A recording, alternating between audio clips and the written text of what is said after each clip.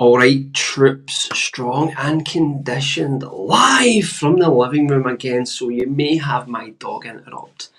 And tonight we have the one and only, the sexiest, most good-looking man in fitness, the man who would look more at home strutting a catwalk in Milan than doing calisthenics in a playground park in downtown New York. It's the one and only Igor from Zero Gravity Training. Igor, how are you, brother? Hello, everybody. It's been such a honorable greetings from your side, Lee. I'm happy to be here. It's been a while since we spoke in this type of format. I'm happy to greet everybody who, for some reason, joining us today. And let's make this time fun and interactive for everyone. Absolutely, absolutely. So, Igor, just to give the viewers a brief introduction about yourself, give us some background with regards to your fitness journey, where it began and where it is as we speak. Well, I have been always an active kid. My fitness journey started from early days. I was doing different type of classes, schools, which included tennis, basketball, football, soccer, martial arts sections, and stuff like that. Now, my work on my personal physique started in 2004, so 19 years ago. And as anything else, it was evolving and it reached the, how to say, balance point or in during quarantine. It's when I switched to completely healthy longevity performance training. I stopped lifting weights and I stopped looking at the process as commercial fitness. So 3 years ago, up till this moment, I am only focused on the training that improves the human performance and the training that can apply to any type of practical sport and increase the results. And right now, I'm just discovering more opportunities of how I call it physique upgrade. My base is calisthenics. My base is functionality. I spend a lot of focus on cardiovascular conditioning, endurance, mobility, and a little bit of everything else. Okay, so let's backtrack. Let's go back to 2004 and let's speak about that time so we can get a better idea as to the evolution of your journey. So, what was your training methodology around that time? Uh, to call it training method, it's such a strong word for it. I was overweight teenager, and I just stepped in a gym space like millions and millions of others, thinking that's a solution of losing some weight. And I was doing nothing by just jumping from one machine to another, not changing my diet, not changing my lifestyle. My training was absolutely, how to say, mindless, and to call it training for result, it would be impossible because I was doing chaotic combination of exercises which didn't make any sense. Okay, so give me a brief rundown of what a typical gym session looked like in 2004 at the initial stage. Initial stage was just trying a little bit of everything. The stage that could start some kind of journey in that area had very, very commercial strategies like you see everywhere, which is like chest day, chest exercises with a bench press, incline bench press, hammer machine, this and that, 4 or 5 exercises on each muscle group, separated and with a horrible form. So that was, that was for about a few years since I started. Did you see any good results from this style of training? It's an interesting question because at that time I was very disappointed because, as I said at the beginning, I wanted to lose weight, and like any teenager, I wanted a six-pack abs. And in my head, I would be happy to be skinny, but with a six-pack rather than big with the muscles. So I got some frame. I added some frame. I started having broader shoulders, big wide back, legs were always there, small titties because I was benching with my either back or shoulders. Now here's the thing: when I look back right now from current perspective, I do realize that I had a pretty good potential for genetical potential, and I would say that adding size and starting training with adding size, even chaotically, was a very important thing. But I would, of course, do it differently. It's just if I knew how to, what is proper form, what is close to proper nutrition, then, I would achieve much more. But because I was, motivated by completely delusional cosmetic interests, abs and all that, then I completely was dismissing the fact that some of the strength is growing faster, that the legs are bigger. That is something important for any athlete to realize, that the frame is made genetically to put on size on it, practical size, especially in the lower part of the body. So if I was a teenager with my current mindset, I would look at myself and I'd be like, whoa, that's great. That's a great result to have the thighs like this. But back then I was looking and I was like, I have such a big ass. I hated it.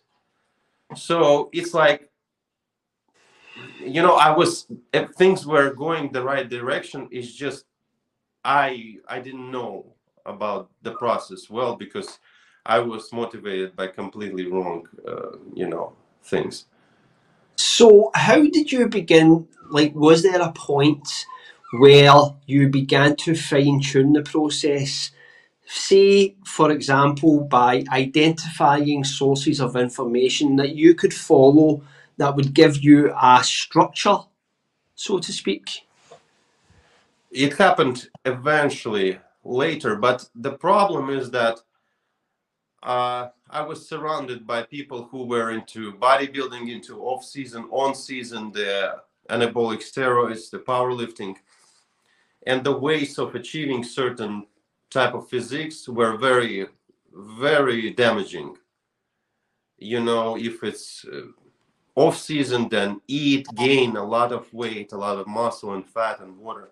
If it's on season, do a lot of like particular steroids, cut the nutrition, cut the carbs. It's a torture up and down. And I got wrong stereotypes in my head, very barbaric stereotypes. So I was going extreme. I did not care about strategy because for me it was very simple. When I try to train for strength, for growth, then I eat what I don't say no to anything, absolutely nothing. But then because I kind of look for the time when it's time to get cut, to prepare, and I kind of save my motivation for later. So that unfortunately developed in me a yo-yo effect. So I was looking at the process as yo-yo. As much as I tried to make it somehow sustainable, but it seems impossible to me because the only knowledge of being in low body fat shape was to suffer. And that's the only thing I knew. And because everybody around was doing that. You know Yeah. what I mean?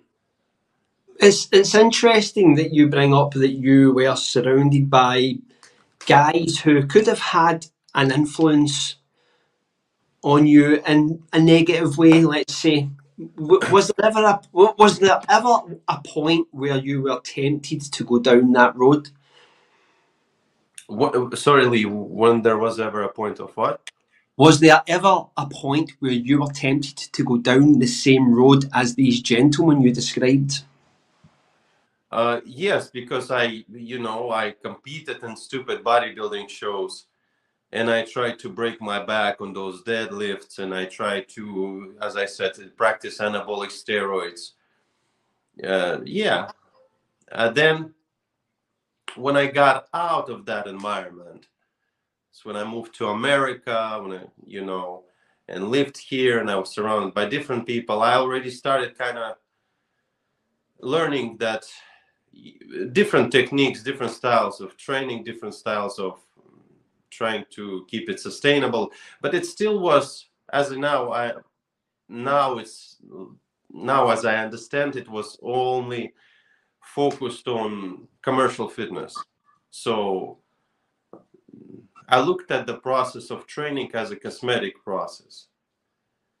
I accepted to not care about strength, cardio, performance, endurance, and all that, but I only wanted to have like visually lean body and stuff like that. Yeah. So your training was geared entirely towards the aesthetic side of fitness, looking good, things like that. However, you've mentioned that you moved to America and you became exposed to new ideas. Yes, I just saw that there's a lot of people and doing different type of strategies in nutrition, that they don't suffer, that they they are not limited to chicken, rice, and broccoli and stuff like that. Because I was, again, yo-yo, I was extreme. It's either one way or another. So, how did you start in what direction did your fitness journey move when you moved to America? At what age? No, like, what direction did your fitness journey go when you moved to America? I think my fitness journey moved away from thinking about competing, bodybuilding. So I got that out of my head, and I just wanted to kind of look good, as I believed. But I wouldn't call it aesthetics. This is not aesthetics to my eye. You know what I mean? This is kind of, see, aesthetics to me, like when people speak about aesthetics, they think like, oh, this is a bodybuilder standing with a small waist with a big shoulders, tits. No, the aesthetics for me is like the athlete in motion, if you know what I mean. Like when you see that it's not just like a pumped steroid muscles, even in the good proportions, but it's the muscles that perform. Even if you know the statues of the person is throwing a disc, and he's standing like, kind of symbolizing that movement, and you can see the leg muscles, the upper body muscles. So that is aesthetic for me. And I find it kind of, how to call, parasite type of aesthetics that comes from bodybuilding. Because the muscles that are presented visually, they're useless. So it's like it's nothing but just a statue. Comparing to when I see on athletes in motion physiques, that's life, that's the performance. Do you understand what I mean? Absolutely, absolutely. Yeah. So, where did you move to in America? It was 2010. Yeah, what part of America did you move to? Well, at the beginning, North Carolina, then a little bit New York, and then Connecticut, then back to New York. And was it moving to New York that exposed you to calisthenics? No, my friend. Calisthenics happened later. I think it was always in me originally. It was just dusted by stereotypes of bodybuilding, training, commercial, such as bullshit as you can't gain muscle without weights, such as bullshit you can't grow without off season, such as bullshit that you can't grow outside the gym. So for a long time, I was thinking that, oh, calisthenics, this is like what you can do with that. You're gonna get skinny. And because, again, I was surrounded by different stereotypes. I thought the bodybuilder is the ideal physique, and anybody who is not a bodybuilder, I consider skinny. It's really pathetic, but that's just how the society brainwashes you, or your surrounding brainwashes you. So you become one of those people, and I became as well. Yeah. But So did you find that you had like you were carrying a lot of baggage in that respect with regards to your interpretation of how a physique should be created, how you get there, and by moving to America and obviously like life moments or things happening, your mindset changed in some respects? uh, as I said, I don't think it has anything to do with moving to America. I had a very stressful year of 2013 and 14. It's when I got divorced. And imagine I was being like 240 on steroids, benching like 315, calling like random Johnny to get me trend. I'm telling the truth, you know. Right, right, okay. And then Just suddenly, after I have like a nervous breakdown and change of environment in a couple months from that, I end up like 200 pounds. And I look at myself, I'm like, I look good, man. I recognize myself.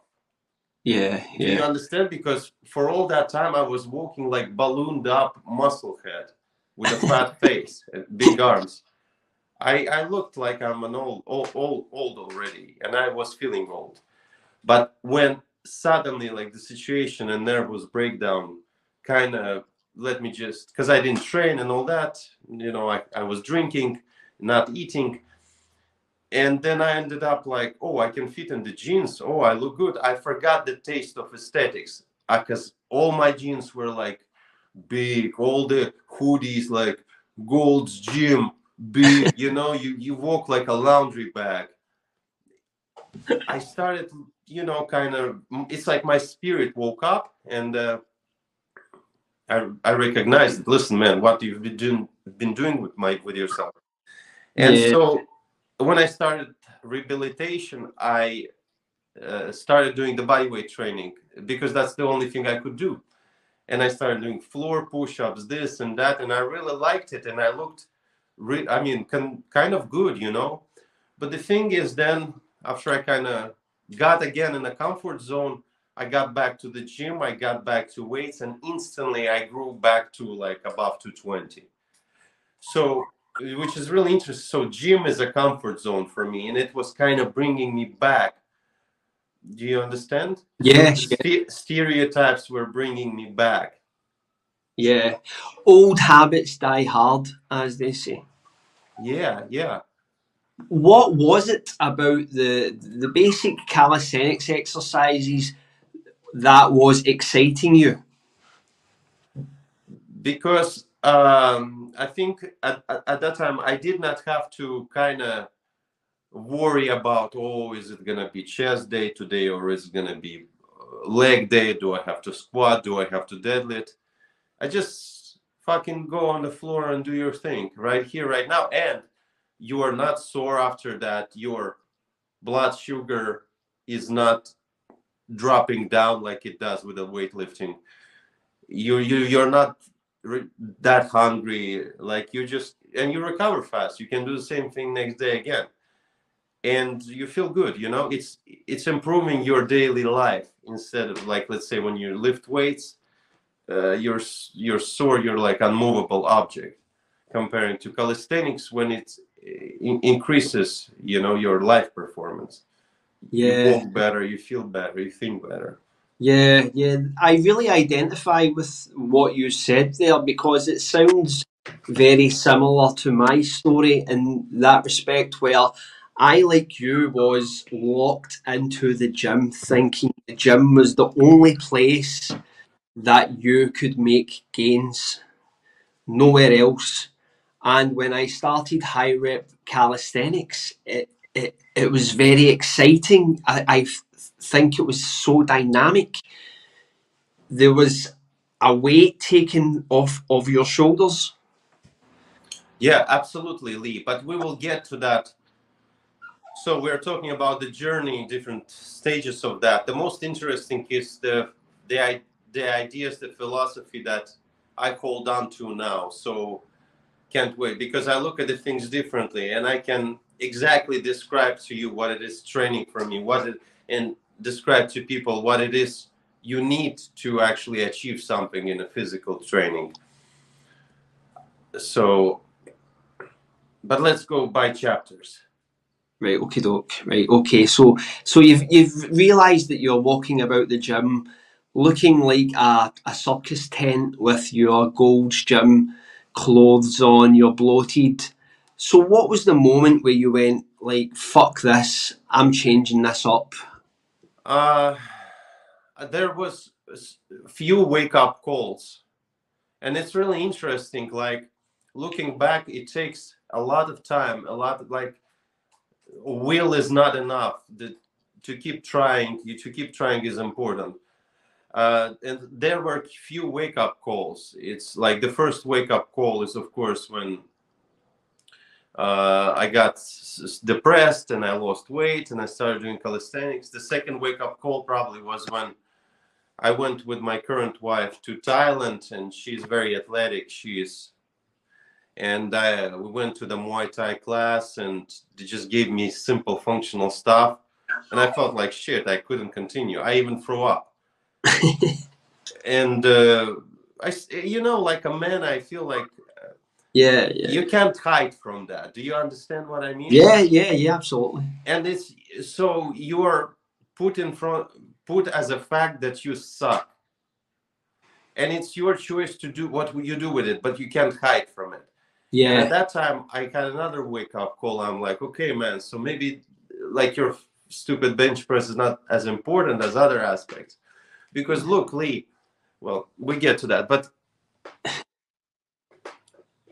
you always escape to the slow, easier style of training. You know what I mean?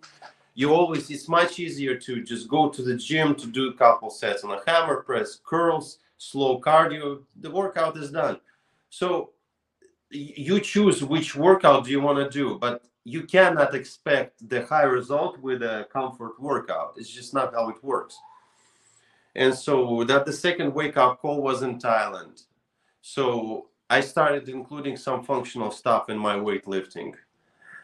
And then another probably half a year passed, and I still was lifting weights, just doing some kind of burpees as a warm up there, a little jump rope, nothing basically. And then the quarantine started. And I got a little bit fat, maybe up to 230, and I had to start doing something. So you know how I have pretty significant lifting experience, so I kind of know like neuromuscular connection. I know how to like kind of set up leg on the floor to feel the glutes better, the hamstrings. And I started doing the just basic exercises outside, so push-ups, burpees, not even pull-ups. Pull-ups I was afraid of because I knew I won't feel good about myself because I won't be able to do pull-ups. And so then I started I got back to the same mindset as I was in 2014 when I lost a lot of things in life. And I started feeling like, oh, I'm independent in the sense of training. I didn't force myself to eat. I just did a lot of enjoyable full body exercises. I started, losing fat and losing water. And then eventually I met different individuals already because everybody was working out outside, and different type of people, different physiques and different performances started getting inspired. But then I included my friends into zero gravity. I started kind of putting workouts together. So I kind of discovered that it's very interesting for me to set a challenge, call it a certain way, and just do it. And so just then I started discovering. So look at this. So when you're limited to weightlifting, it's all about like how much you can bench. You bench to 20 for 10, then the next day for 11, the next time maybe for 8.5. Like And one day maybe your ass is up, the other day your ass is down, so then your shoulder is up. So it's always the same thing. Here I entered the world where you can choose what you want to progress in. There's limitless amount. You want to do lunges better, you want to do more of them, sure, then put strategically workout oriented for lunges. You want to do the squats, squat jumps, sure, let's try that. You want to do these push-ups, closed push-ups, wide push-ups, sure. And it's important that I started feeling the natural satisfaction from what I do. It caused the sustainability in me, because I started doing something that I was kind of independent to do whatever I am.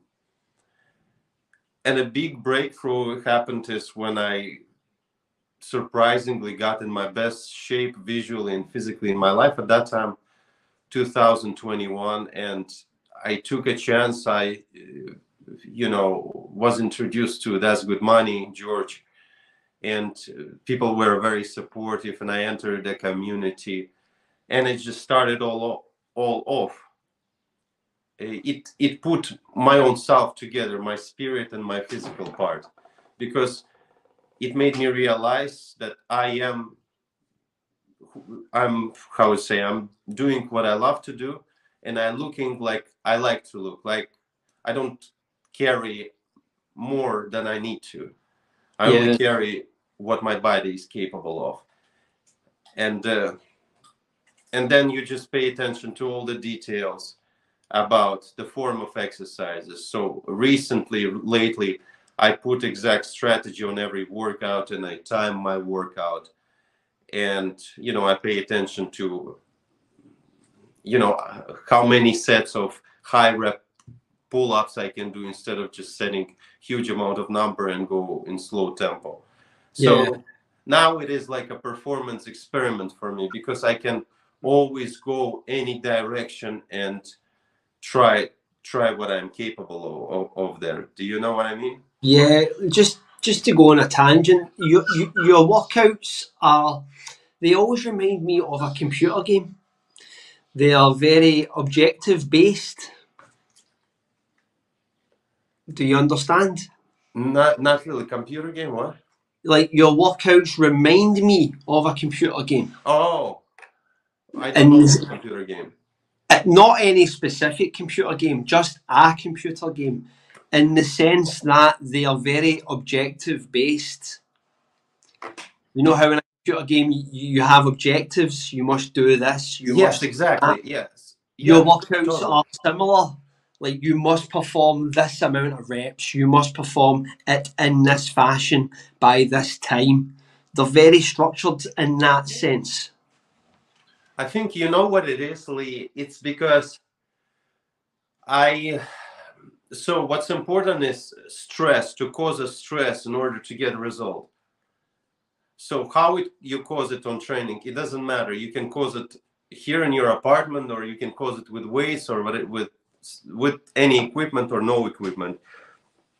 So my goal is to put together the strategy that will push me a little bit to the limits, and that will fit it all in the period of time when I'm on a high mental peak performance. So no junk volume.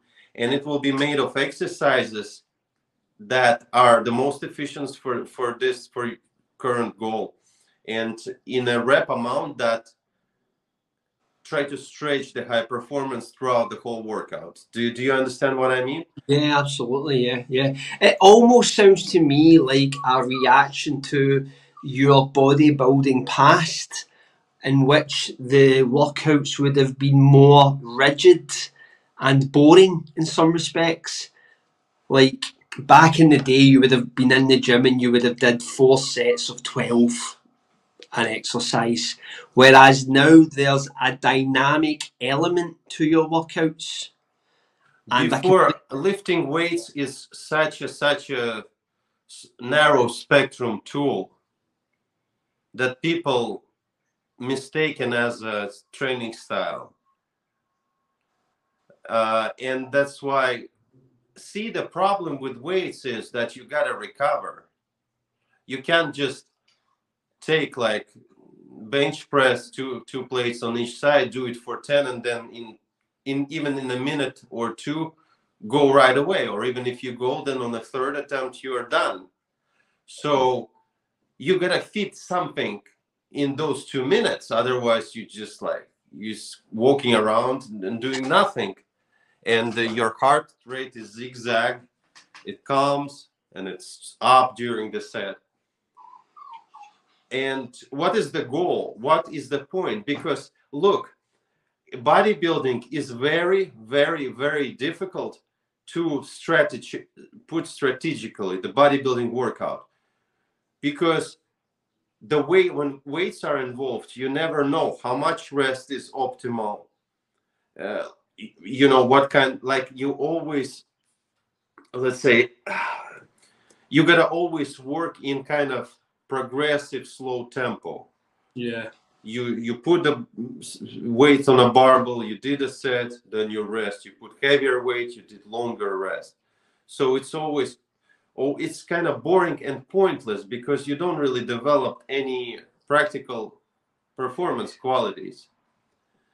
Now the body weight workouts, the performance workouts are good because you can clearly set a task and you clearly can understand, did you do it?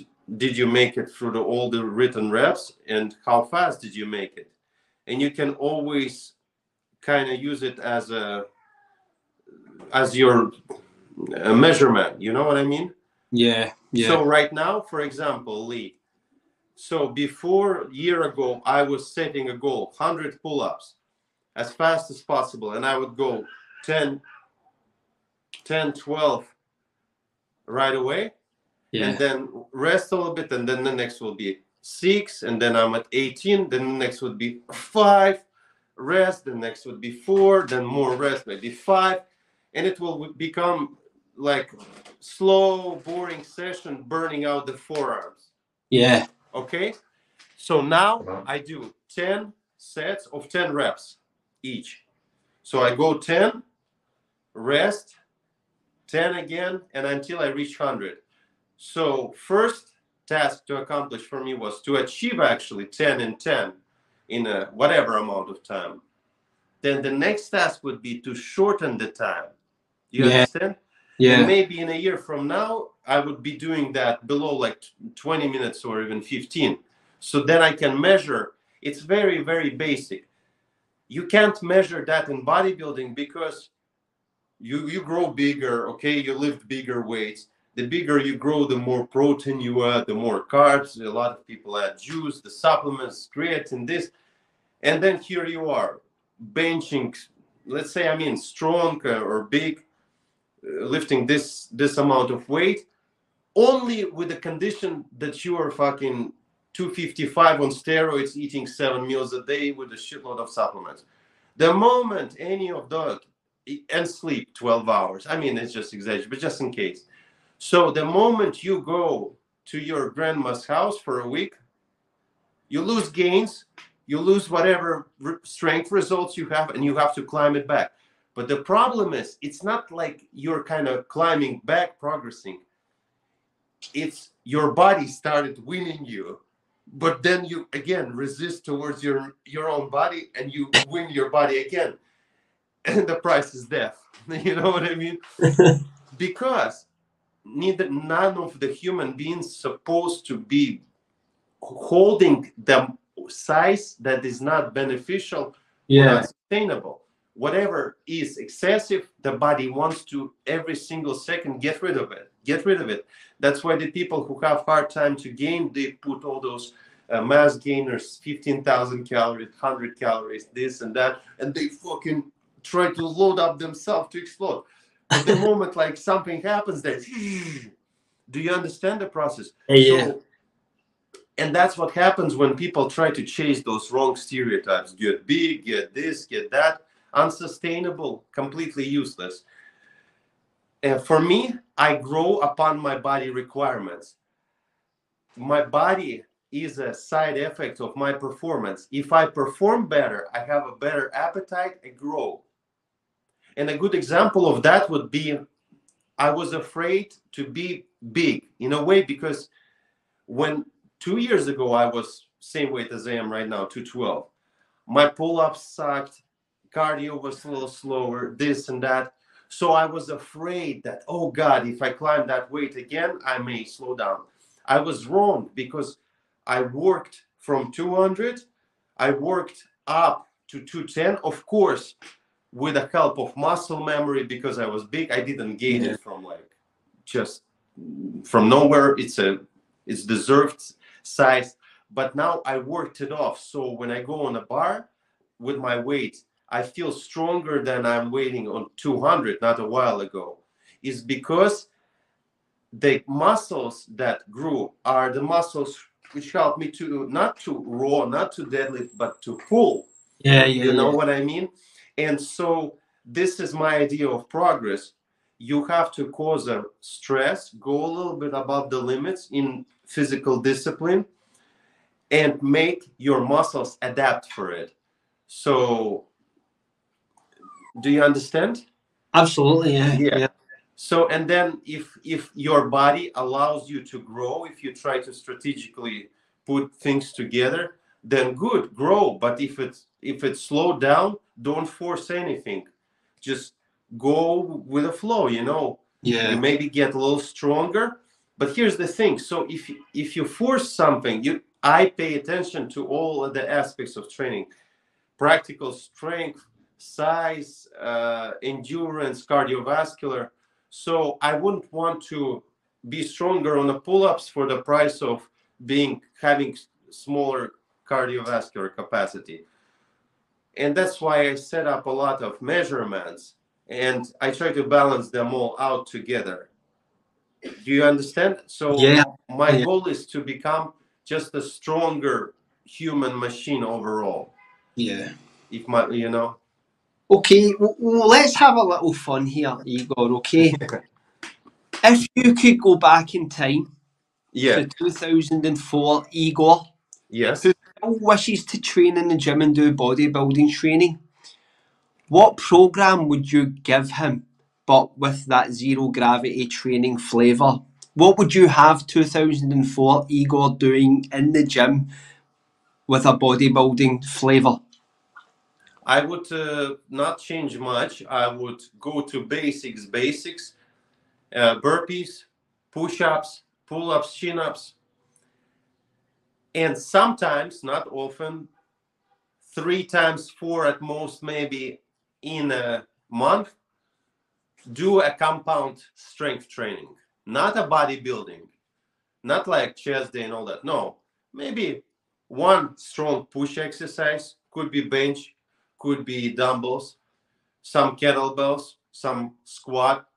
I'm not a fan of barbell squat, because again, too much sacrifice on the spine in order to cause the leg stimulation. It's like kettlebell squats, different type of rows, power clean, thruster, snatches. So you know what I mean? I would still give that Igor the strength impulse, long, slow-mo workout as a tool. But the base will be calisthenics. Yeah. Is there any exercise that you miss from that period that you don't do anymore, but you still have a soft spot for? Not really. No, I like the dumbbell presses, but I can insert them no problem as a part of functional workout here and there when I have access to the gym. I'm just not a fan of it, because this work. So if I go a little bit above limits in the chest presses with the weights, that means I'm disabling myself from chest calisthenics for at least 2-3 days. It doesn't work for me. Do you understand? Yeah. So if I properly do chest in the gym with weights, even with practically, that's it. My chest will be sore. What's the point? I want to do burpees. I want to continuously be doing different body weight exercises, no matter if I did them again yesterday. You understand? Absolutely, So absolutely. I don't want to slow myself down. For what? To get like what? Extra pounds on dumbbells? To get extra weight? For what? You know, some of the so the worst thing people can do is make the training conflict with each other. You know what I mean? Yeah.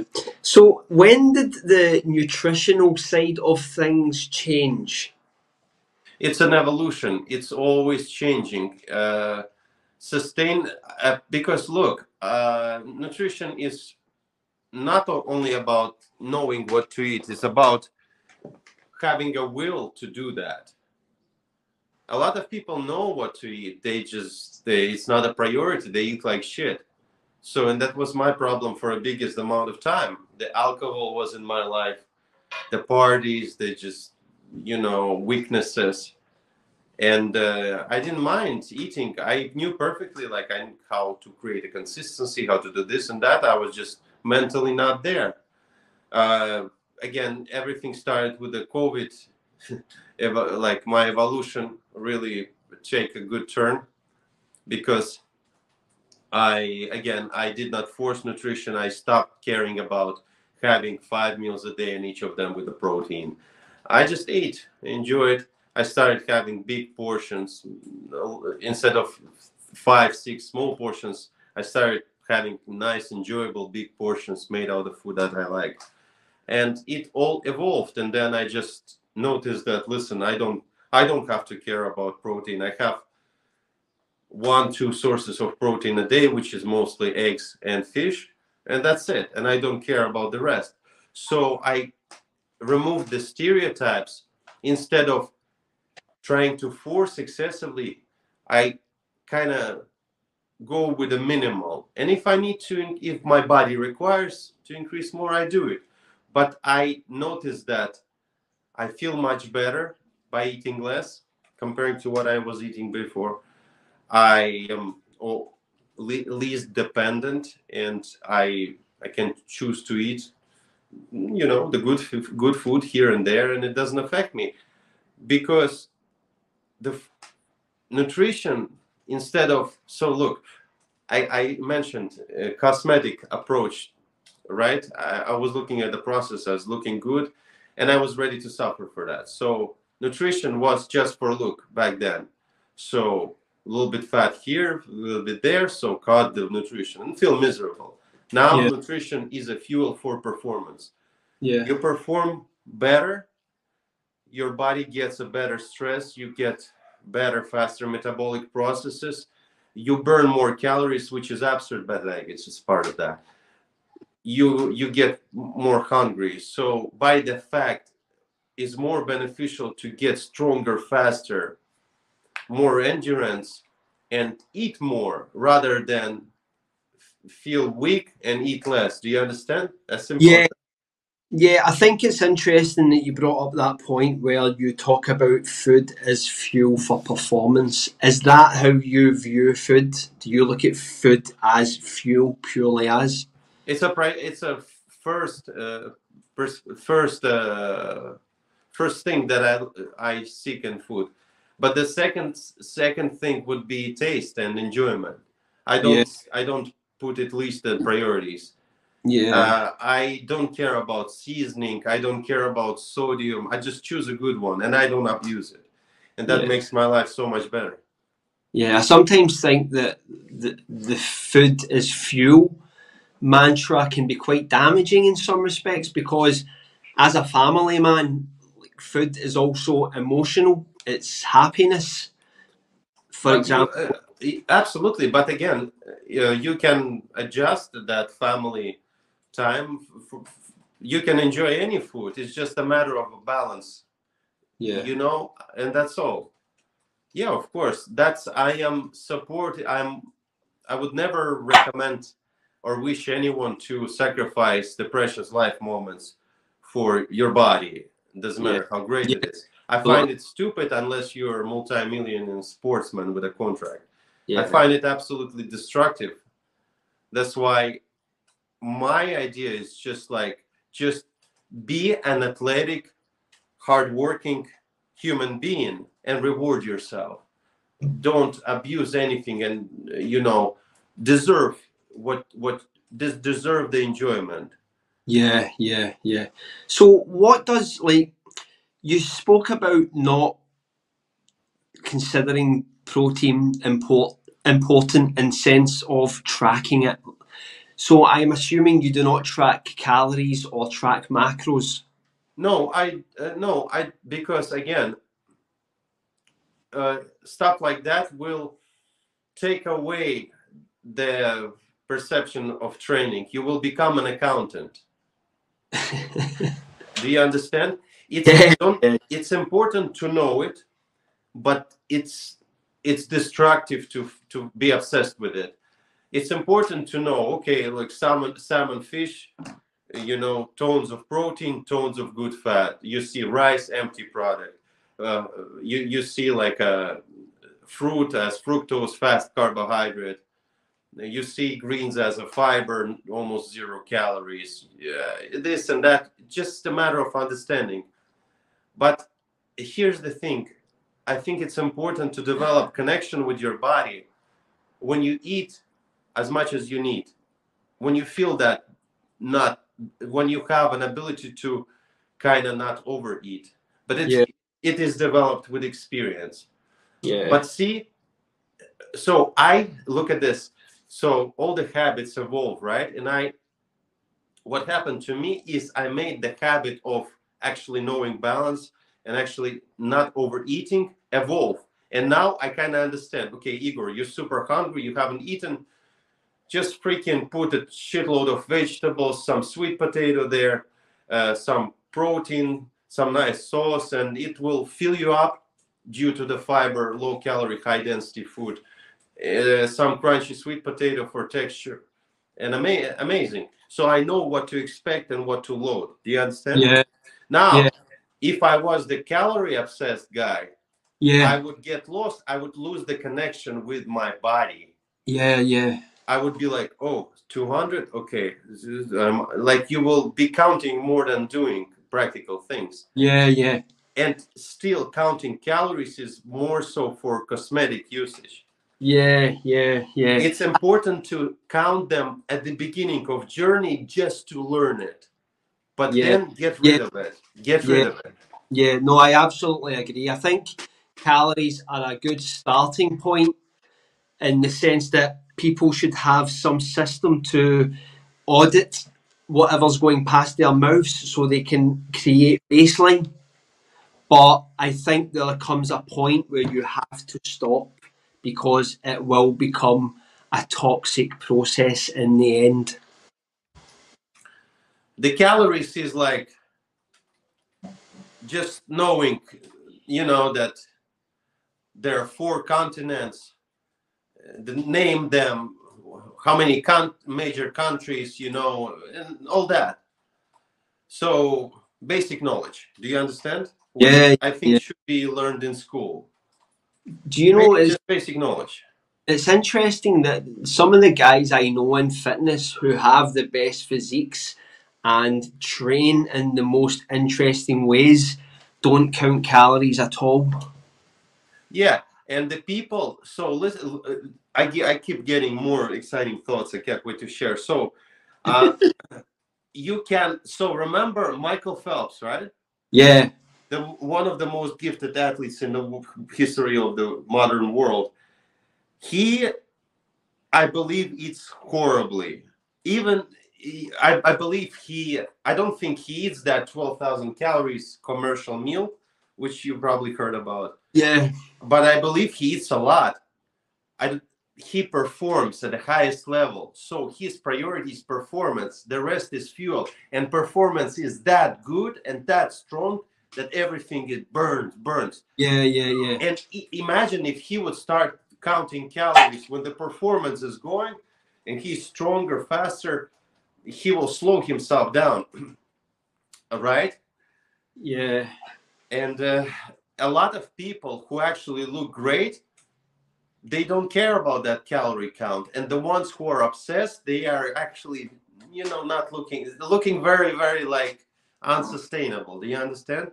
yeah, yeah, And another one more thing, Lee, and everyone. So I want to break your myth about counting calories in 1 second. If you want to count calories, then make sure you leave exactly same day every day, because I can wake up today on time and my day is perfect, gym time, whatever, and work and sleep by 10. But tomorrow, somebody from my family is sick and I have to go somewhere else and I don't have time to eat and I fail like this. Or if I walked, or if my car broke and I had to walk to service and walk back and not eat, I walked more, I spent more calories, I didn't eat. So it becomes a mess. Do you understand? Yeah, absolutely. It always takes me back to what Jared Miller said, where he says that training drives nutrition. If you're training hard enough, you can utilize that nutrition in a positive way. And if you're training so hard, you want to make sure that nutrition is optimal to also supplement said training. So it becomes synergistic in that respect. uh, it's so true. But the thing is, see, Lee, when we look at the people around, the people who are in the commercial training spaces, no matter if it's gym, if it's outdoor, CrossFit, or whatever, those are amateurs. Those are majority 95 or more percent of people who go to training space, they are not athletes in their heart. They're not ready to sacrifice. And I think that's a good thing. Again, because there's two ways to look at the process: to do it for fun or to do it for result. So when you have a task to do it for result, you start kind of you first of all appreciating every single opportunity to self-improve. Number two, you're gonna judge yourself for failing, and nobody wants to do that, because if I want to show kind of performance tomorrow and today I got drunk or I didn't eat and I woke up later, and it's my responsibility. So majority of people do not want to put themselves in the circle of having strict responsibility towards their physical goals, because they know they will fail. They don't cannot. It's not even about willpower. It's just about, is it what's an inside person in a soul or not? Because some people are very creative painters and they couldn't care less about training, but they're really good at what they do because they're passionate. Yeah. So the same way as people are passionate in other areas, exactly the same are passionate in a training, because it requires a discipline. It requires that type of, you got it, me and you and everyone who is in community, we do hard work.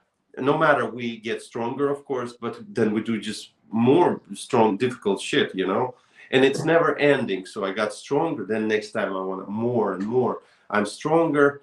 I'm stronger than the previous years ago challenges, but I'm weaker than current, so I always raise the plank.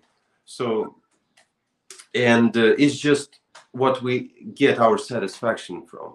Yeah. I do it because I'm addict, as simple as that. Yeah. People are addicts in other ways. Yeah, yeah. I always think that training for results in terms of aesthetics, as much as I love it, I've always got a soft spot for bodybuilding and training in the gym. But to me, it always seems like a dog chasing its own tail. You'll never catch what you're going for. You'll never be happy because it's not the way the head works. We're never satisfied. And when it comes to aesthetics, then that's something that we definitely will never gain satisfaction. Very simple answer to define that. Bodybuilding is driven by narcissism. Sport athleticism is driven by performance. As simple as that.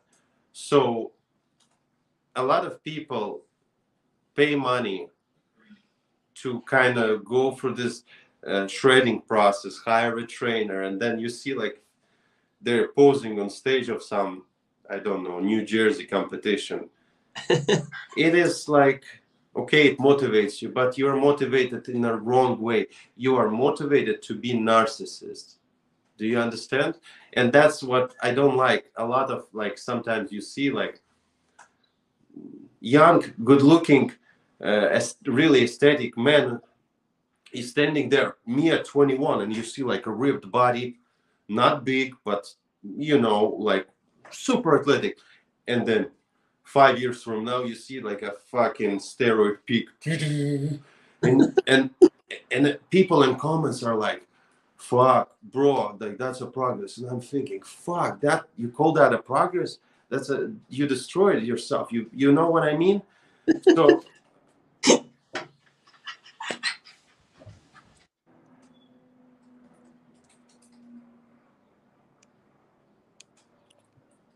You still there? oh my god, like this is sorry, I just yeah, so as simple as that, man. No, I totally understand that. I get what you're saying. I agree with you. There is a narcissism in the bodybuilding sphere, particularly the social media, Instagram bodybuilding that is so prevalent. And you see it yourself when you watch these reels and videos, the amount of likes. It's like some oiled up narcissist and he's calling weights and it's got some. Absolutely, Lee. Now, I want another example. So, bodybuilders do not suffer during training. I mean, it's a different type of suffering. It's mostly muscle fatigue. There is no aspect of pushing yourself in a sense of endurance, breathing heavily, going through high heart rate. It's a different type of Yeah, suffering. What they suffer is the diet. When they do the diet, they become irritated like bitches. Do you understand? So they are irritated because they're suffering. Now, athlete suffers going through the distance. When athlete is done, he's happiest person on earth. His hormonal satisfaction is so like he experienced so much happiness, satisfaction. He's happy. He loves everything and everybody. You understand? But he suffers during training. yeah. No. I totally agree. You can't even compare cardio with bodybuilding in that respect. Cardio is a shit ton harder than anything that you will do in the gym. The gym to me is like it's a fleeting moment of pain, whereas cardio or like high rep burpees, high rep bodyweight training, where your heart is just thumping. Lee, imagine the car. Like you have a car. What car do you have? I have a Honda Civic. Okay, Honda Civic. What year? A 65. No, sorry, a 65? 2015. Okay. We call in Scotland we call it a 65 plate. That means it was 2015. Okay, so it's capable of transporting 4 passengers and some few suitcases, right? Five. It's a free back seat, two at the front, mate. Five. Okay, so this is its capability.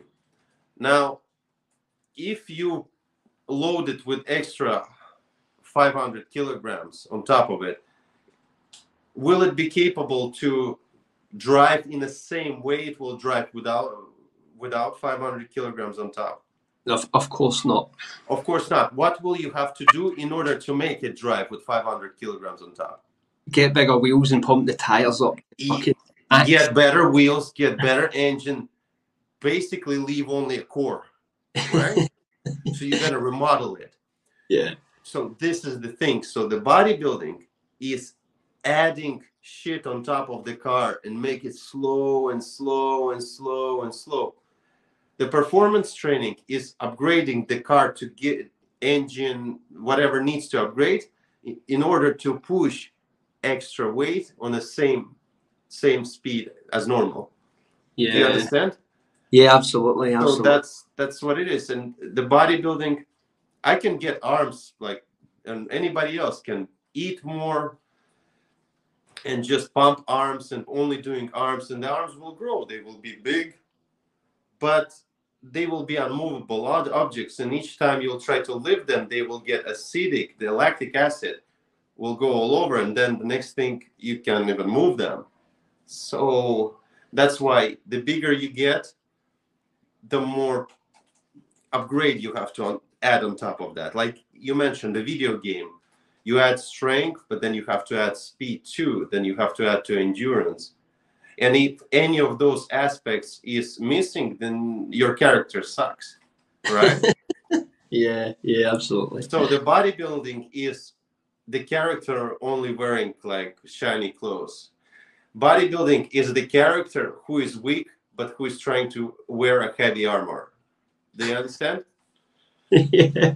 So, yeah, and I think that's fair because you have to deserve everything. Like, if you want the strong muscle to grow and perform stronger, you gotta you gotta kind of deserve it. You know, you deserve it through the consistency, going a little bit above the limits, and Yeah, yeah. I mean, like, I just want to say to anyone who's watching this who doesn't like, who is unaware of Igor, like, they have to go onto his Instagram and look at Igor's physique. To me, it blows most natural bodybuilders out of the water, and he doesn't even touch barbells or machines. Everything is driven by calisthenics and kettlebell training, which I find quite astounding because what the good thing about you, Igor, is that you force people to like rethink what they thought worked.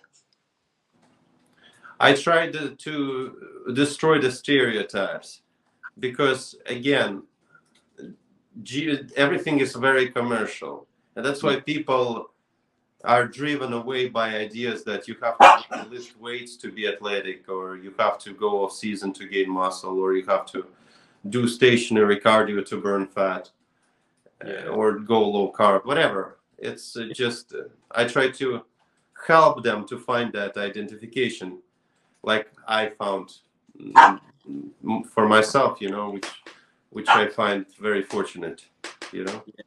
Yeah. So I'm going to have to wrap this up, Igor. Could you tell me where people can find you? Yeah, If they can for find your me. YouTube, your Instagram, for example. So it's Zero Gravity Training, Instagram and YouTube. Zero with the words. Check this out. Check my content out. I genuinely like to come up with ideas and I share it with everybody. And it requires only will to work from your side. It's not going to be easy, but there's a lot of options. There's important to moderate the workout if you need to, but it's important to work. There's about 6, 7, or even more hundred of different workout ideas which you can give it a try. I never repeat workout for the reason because there's so much to learn, and second reason to keep the excitement. So everyone is welcome who has a will to develop a practical strength and everything that comes with it. I would just like to second that in the sense that people should go and check out Igor's stuff because Igor is truly unique in the world of fitness. He's got a certain mindset which I truly appreciate, and I'm sure people that are listening to this will realise that as well. And his training is very original and it's very exciting, it's high impact and it's very dynamic. So I would definitely second that. Go and check Igor's content on YouTube and Instagram. So anyway, Igor, it's been a pleasure as always. I really enjoyed that. I always enjoy picking your brain and just letting you talk, mate, because you're a good talker, mate. You could talk for America, believe me. There's a lot of talkers, man. It's good to be a good listener. That's important. Thank you so much, man. Pleasure. The pleasure was mine, mate. Thank you, everybody. See you Thank next you. time. Take care. See you.